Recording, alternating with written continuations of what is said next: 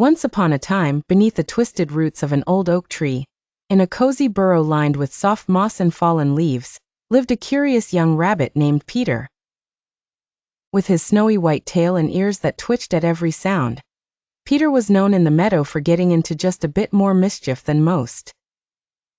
One sunny morning, the air smelled of clover, and the breeze carried birdsong through the trees. Peter's mother was stirring a pot of carrot stew when she paused and turned to him.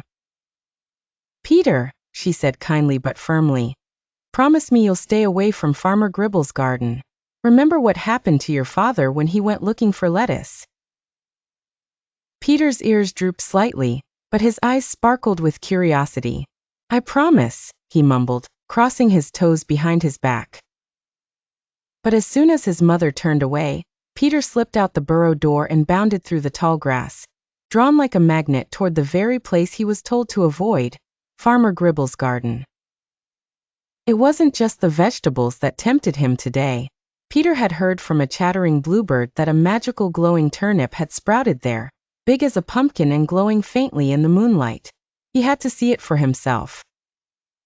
With a wriggle and a squeeze, Peter pushed through a loose board in the fence and tumbled into the garden. His eyes widened. There were rows of shiny tomatoes, sweet-smelling herbs, and crunchy radishes. But there, near the back fence, was the glowing turnip. It shimmered softly like it was made of moonlight. Peter scurried forward and reached out a paw. Snap! A loud sound cracked through the garden, the creak of a door. Farmer Gribble was out with his floppy hat and muddy boots, humming a tune and carrying a basket. Peter froze. "Oi!" shouted the farmer, spotting the little rabbit beside the glowing vegetable. "You again." Peter bolted. He darted between rows of peas and under cabbage leaves. But this time, Farmer Gribble was quicker than expected. With surprising speed, he dropped his basket and lunged. Peter leapt away, but his foot snagged on a vine and thud. He tumbled into a flower pot. The pot toppled over, spilling soil and petals as Peter scrambled out, dazed but unharmed. Behind him, the farmer was getting closer.